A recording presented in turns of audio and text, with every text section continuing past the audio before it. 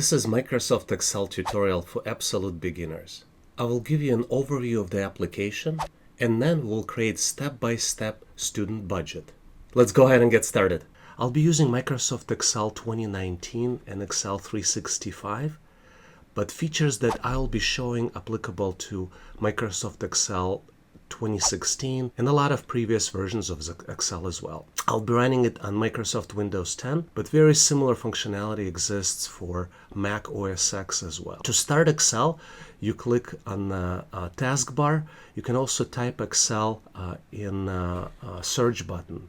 I'm gonna click close here, and this is the screen of what you typically see when you launch Microsoft Excel. As you can see, I have previously opened files. But what I'm interested in to show you right now are templates. And there are a lot of templates that come in with Excel itself. The good one is Welcome to Excel, but I'm going to skip this one because I'm really interested in you taking in my tutorial. But if you scroll down, you can see a lot of most popular templates. And you can also search through other templates that's available in the business category and in a lot of other categories that are listed. Templates allow you to access some of the functions that's available that's pre-built for you by Microsoft. And the best way to do it, I'm going to navigate back to Home by clicking the Home button and clicking More Templates here. You can search for keywords based on what you're trying to search. For example, student. It shows you all templates that might be applicable for students. Timesheet. That's another category, for example, or finance. And then you click and open, or budget, for example. And you can click and open the template. It creates a file, and this file has instructions. And in another tab at the bottom, it has already pre-built structure that you can use for your own needs, maybe to create your own personal budget, like in this case. But I'm going to close this file. To do it, I'm just going to click File, Close, and we'll start over by clicking File, New, and we'll create blank workbook. When you open the application, first thing you need to understand is how to navigate within the user interface. And in Excel, you can have multiple tabs. Here, for example, File, Home, Insert, and you can switch between tabs just by clicking on the name of the tab. Formulas, data. I have some extra tabs like Load Test and QuickBooks based on the applications that I have installed in Team also. Sometimes you do not have this tabs, and most likely you wouldn't have these tabs. Within the tab, and I'm going to go back to the Home tab because this is most frequently used tab, as well as the File. You have groups. For example, clipboard is one of the groups. This is where similar functions are grouped together, and you can access those functions within that group. Font, and it can go from left to right, alignment, number, and each tab, as you can see closer, will have very similar group. Like Insert tab will have tables, add-ins, charts. And within the group itself, there is a Details button, and if you click on this button, it has a lot more features that Microsoft wasn't able to fit on the tab, but you can access them by clicking on this Details button and accessing. Some tabs do have them, some tabs do not have them. What's important to note is that most of the function, I would say, that you need for basic usage of Excel are located in the Home tab. And between Home tab and File tab, it's pretty much a lot of things that you would need, especially if you're just trying to learn Excel to pass employment tests for Excel. That's where the basics and fundamentals are. There are a couple other important things I'd like to highlight for you. In the lower right corner, there's a zoom function where you can go and zoom in and zoom out. And that's something that we will be frequently using. You can also use plus and minus signs, kind of go gradually. You can also switch between the views. As you can see, we're in a normal view right now. We can switch to page layout, where you can see how page is designed, and then page break layout. Typically, most of the work you will be doing will be in the normal layout. And if we continue going around the screen, you will see that in the lower left corner, there's a sheet 1, but you can also add additional sheets. Sheets are documents inside Microsoft Excel. workbook, and you can have as many sheets as you'd like. We'll start with just one sheet, but like I said, to add a new sheet, you just click this plus button and this will add a new sheet into the document. Let's look at the sheet itself. As you can see, every sheet is organized with the columns. So you have column A, B, C, and you can kind of go down the list. If you keep scrolling, when you go through all the letters of alphabet, it will go to A, B, AC, and etc. and goes to infinity pretty much. There's no limit of how many columns you will have. And you have rows, like row 1, 2, 3, 5, and again, if you keep scrolling, it goes and increases in number and goes up into infinity. What we also have here on the intersection of column and row, we have a cell. So each cell, like in this case, it's B4, and you see that there's information here that this is cell B4, and as we move, it changes in the name box what is the name of the cell. But each cell, because of the unique numbering and because there's no limit of how many rows and columns you can have, will have its unique name that could be referenced in Microsoft Excel. There's another important concept in Microsoft Excel which is called a range. And what range is a group of cells. So for example, this is a range, this could be a range, or this could be a range. And typically range is referenced by the top left cell, like in this case would be D2, and then you have a column, and you reference lowest right cell, which in this case would be I15. So this particular range would be D2 through I15. And the importance of the range is that you can reference the entire areas, you can use them in formulas, in functions, and this is very helpful to calculate certain values, because a lot of times, for example, if you do a sum, you'll be just calculating the sum of all the values in the particular column. So we've covered concept of columns, rows. We covered concept of cell, which is in the intersection of columns and rows. We covered a concept of range.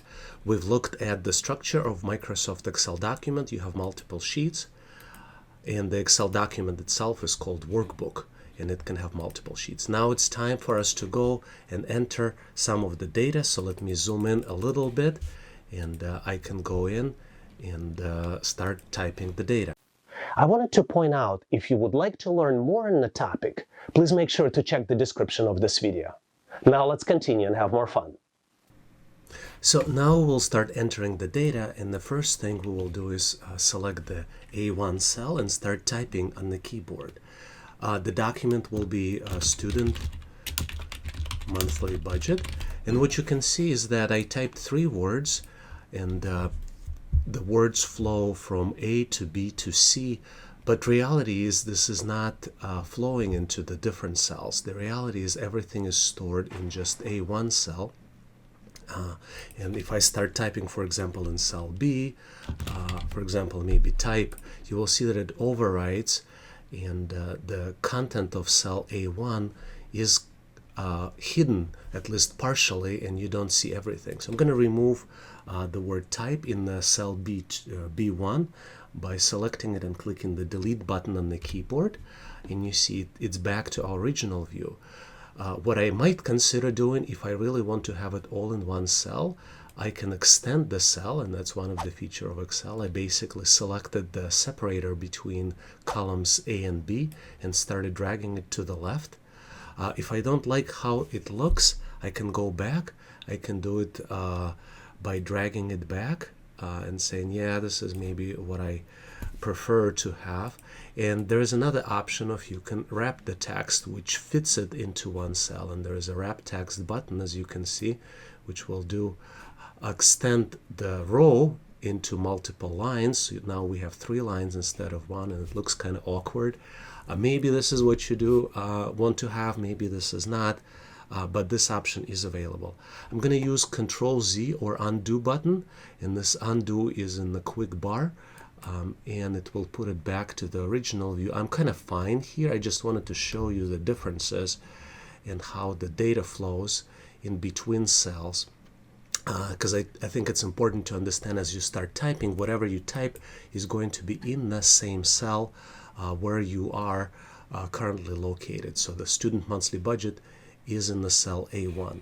As we finish typing, you can navigate and find the next cell where you would like to enter data. You can use arrows, so I'm using arrow down key to move down. You can use arrow up key, and obviously to go to the right you use right arrow, and then go to the left you use left arrow keys, and you can kind of navigate. Another way to navigate is hit enter button, and you can navigate by clicking the enter button. If you click shift enter, it will take you back. And if you click tab button, it takes you within the column to the right, and shift tab. And as you can figure it out by now, shift is basically is the opposite of the function that you've selected, takes you back to the A1 cell. I'm going to hit enter again, and we will start entering expenses. So I'm going to type word expenses. And we'll pick the typical student expenses. For example, housing would be one of the expenses, utilities, and as you can see, I can just go down the list and type everything that I need. So now you see that some of the words, they go over and flow into the cell C. This is where I'd like to extend the cell B, so all my words fit into the cell B, so I don't have to override any of the expense types. But what I'm gonna do in column C, I'm gonna enter some values, and as you can see, what I've entered here is the text, but the values would be actual money that is spent for the particular expense category. So for example, for housing, the amount of spent would be $650. Utilities would be 100, and I can go down the list and enter all the expenses. As I got to the total expenses column, one way for me to calculate is to use formulas. And there's a formula in Microsoft Excel which is called sum. So you can just type equals, and then you can say sum. And there are multiple ways to enter the data. You can say, okay, I want sum of C2 plus C3 plus C4, and you can kind of go down the list, close the parenthesis, and it will calculate and provide the total sum. But like I said, this is probably the most complex way to enter the sum. I'm going to click delete button, or you can use undo button here on the keyboard, and it will remove the sum. There is a sum button on the ribbon, and you can click the sum symbol, and it will try to auto guess how to enter and calculate the sum for the values. And as you can see, it used the range. In first version of what I was using, it used the sum of all the cells individually, C2 through C10, but because we can reference the same selection as a range, now we have sum of C2 through C10. And if I hit enter, it will calculate and put the same amount here. Another cool feature I'd like to show you, because these are dollar amounts, I'm located in the United States, currency symbol might be specific for your country. You can select all this area and format it as a number. So for example, if I click on the dollar sign, it will be a counting number format for my country where I'm located. And like I said, because of your configuration settings of Windows and Excel, you will potentially have a different currency symbol, but I think this looks more professional if you highlight and select the numbers and define them as currency. Can I ask you to do me a favor? If you like the content, could you please click the like button and share with your friends? Thank you very much. I really appreciate it. Now let's continue and have more fun. Typically, budget contains both categories. It contains income and expenses. So we started with expenses because they're typically much easier to measure. But I'm going to insert more cells and make sure we start with the income. To do that, I'm going to highlight row 2 and do a right mouse click and click insert. You can use the same thing, do it again, maybe click insert, or you can also use Control Y keyboard shortcut. Basically, Control Y repeats last operation in Microsoft Excel. There's a shortcut, keyboard shortcut, pretty much for anything. And here I'm going to type income. And as a student, you can have multiple types of income. One of them might be wages. As a student, you might be working, and the wages might be $1,200. And this is a monthly budget. We also get some financial aid. So that might be in amount of $1,100. And then to calculate total income, we will use the sum formula. It was very easy and quick, so we'll just click sum, highlight it, click enter, and it calculated the sum, and we will convert and change formatting. And again, we do it by selecting the values and clicking accounting number format, in my case $sign, and it changed it into currency. As it always happens, or a lot of times, at least to me, you start typing the values and then you want to categorize the values. So I don't have any titles for the columns that I have. So I'd like to add those titles for my table, and what I'm going to do, I'm going to select the row 2 and click insert, and here I'm just going to say type.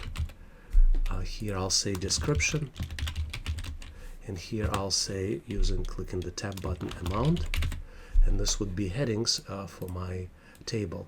What I can do, I can select them and say that they are bold, right? And I can select the entire table, and I can put some borders around it. I can just say all borders. That's the most simple way, and I see that there are some extra rows which I can delete now.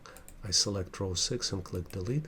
A couple other things I'd like to show you as you start typing in the cell that already has text. For example, let's say I want to change wages into salary. I selected the wages cell and start typing. It replaces the text right there. If this is what you want, that's fine. You can always click the escape button and it goes back. If you really want to edit wages, maybe you misspelled it, you can double click on the cell and remove the content and type salary. Or for example, instead of financial aid, maybe you want to just say financial support. Then it allows you to edit just particular part of the cell instead of replacing the whole thing.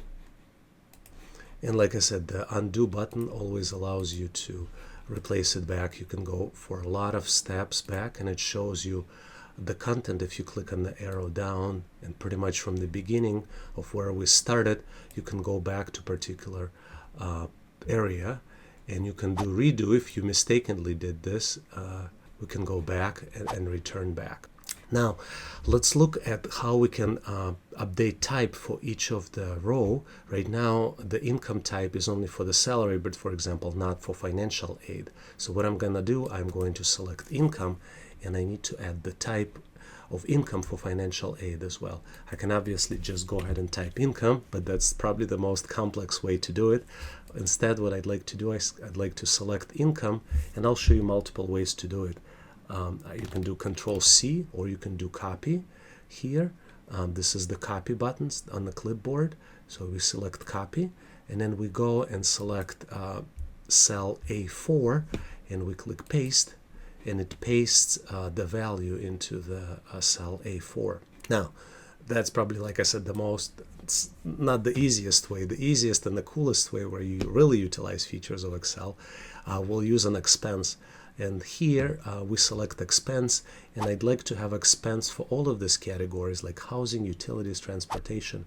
And what am I going to do? You see that when I selected the cell itself, there is a small box at the bottom right corner. So I just need to slowly move my cursor and get on that box, and then I'll just drag it and select all categories that are expenses from housing up to books. And you see when I released the cursor, I dragged and dropped it, it populated all with the same value as we've selected. That's probably the coolest feature. So we've looked at 3 different ways of replicating the content.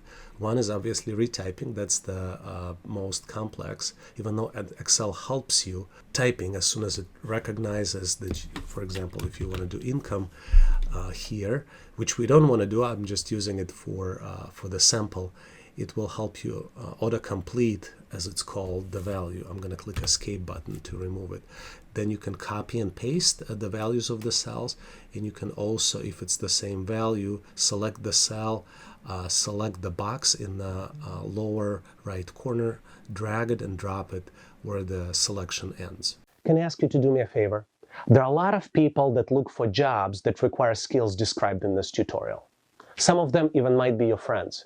If you know somebody who would benefit from this tutorial and could potentially get hired by learning these skills, could you please share it with this person or group of people? Thank you very much. I really appreciate it, as I'm trying to help as many people as I can. Now let's continue and have more fun.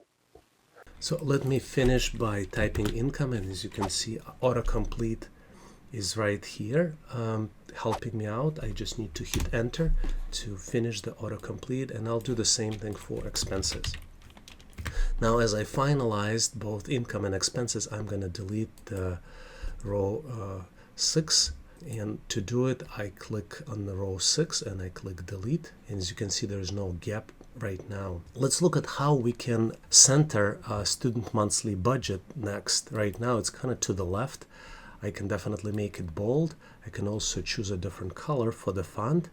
I can do it multiple ways. This menu in the font menu is accessible obviously here on the ribbon, but if you do a right mouse click, you see it's also on the top of the menu itself. So I can do the same functions right here on that menu. So I'm going to keep it bold, and I'm going to use maybe a different color, maybe green here, but I'd like to center it because it's not centered right now. So the best way to center it is to merge all these 3 cells into one cell and then make it centered. As you can see, there's a centered middle align. There is a center here. This aligns the text vertically, not horizontally. If we click center, it would center it within cell A1. Obviously, you can move it into the cell B2, so let's do that. We can do a cut. That's another function here. So we're cutting it from cell A1, and we're going to paste it into cell B1. And it's kind of in the center, but not exactly. All right. If you're really perfectionist, what you can do, as I mentioned, you can highlight these 3 cells, and you can do a right mouse click Format Cells, and you can do into the Alignment tab here, and you can say Merge Cells. Select Merge Cells, and now it merged all 3 cells, but we lost formatting. And we lost alignment, as you saw. So we're going to align it to the center. I just clicked center, and we're going to restore our formatting by clicking the bold and selecting the green color for the text. So far we were focused on the data entry and some of the basics of Microsoft Excel. Now it's time to look at some cool feature, and I'm going to show you one cool feature where we can play with the data. The biggest power of Excel is that it's the database, and it allows us to quickly find and analyze and sort the data. So what we can do, we can use the filter in Excel, and to do that we need to select the headings of the table. So there are 3 headings like type, description, and amount. So we select the whole row, row 2, and I'm going to click on the sort and filter and click the filter button. So as you can see, what happened, it added some of the drop-down boxes on each of the rows, and it didn't add them on the blank ones because Excel is smart enough to realize, okay, the columns A, B, and C are the only ones that have data, so it only added them on the A, B, and C, and not the D through the rest of the columns. And if you click on this drop-down, it allows us to select specific category. Now you might understand why I've added specific category of income and expenses. So if we just want to see income, we can unselect everything and select income, and If you hit OK, on the dialog box, you see only income entries here. And you see it changed the number here, 3, 4, and 5, into blue color, showing that, okay, filter is applied. And it also changed the drop-down type into the filter icon, meaning that it also applied filter. So there are some indications for us that this is not the entire set of data. This is just a subset of what you're looking at. And if you want to look at the entire data, you can click on this and say clear filter from type.